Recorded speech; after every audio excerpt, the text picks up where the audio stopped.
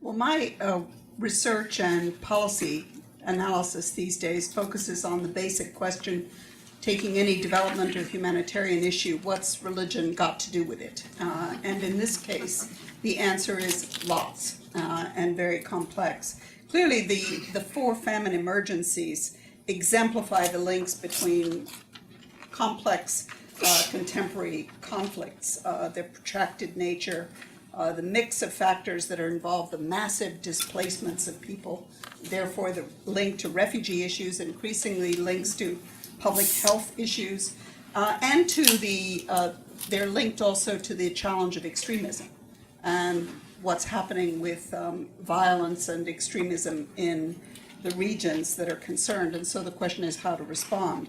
Now, some of the implications are very obvious. The urgency of conflict resolution is obvious. The complexity of geopolitics, getting geopolitics involved, the danger to staff, and the access issues that really are life and death issues for everyone. And all of these issues, I think, are on vivid, dramatic display in the current crises. But there's some that are less obvious, and clearly they force us to come to terms with some of the issues of root causes and the complexities that are around that, but also with what I call the grumbles around partnerships. And the religious issue really does involve what are we talking about when we're talking about partnerships? What are we talking about with the humanitarian summit and the localization agenda? And I think that's really where the religious dimension particularly comes in. On Nigeria, I have sat on at least 3 panels, but also on the Central African Republic, where you have one person who will argue strenuously this has absolutely nothing to do with religion, and someone else who will argue this is all about religion. And they seem not even to hear each other. But what that, I think, highlights is the complexity of what's involved and the need to have a much better understanding of of what it is that is causing these conflicts, and therefore how you go about trying to solve them.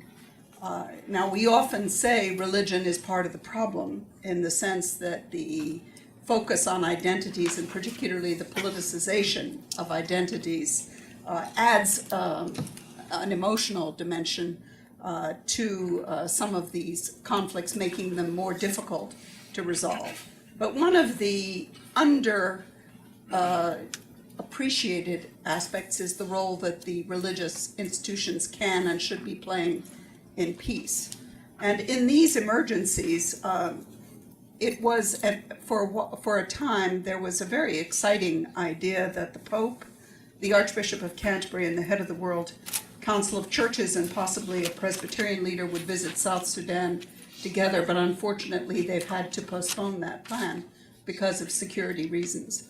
But meanwhile, the leadership of some people is dramatic. The World Council of Churches had a day of prayer, global day of prayer, but they also had a meeting in Nairobi just a couple of weeks ago that had 40 people present from 12 countries, including the 4 famine emergency countries, that were really trying to come to terms with these issues of causes. What are the grievances? What is the anger about?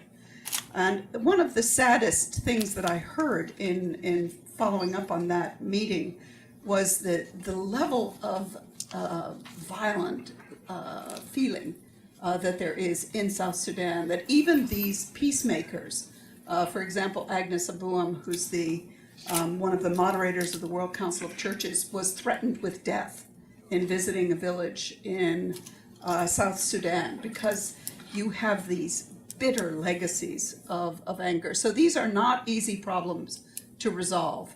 But unless we engage all partners, which would include private sector, but also the very complex set of religious actors, interfaith, intrafaith, ecumenical, etc., it's very hard to see any path to a solution.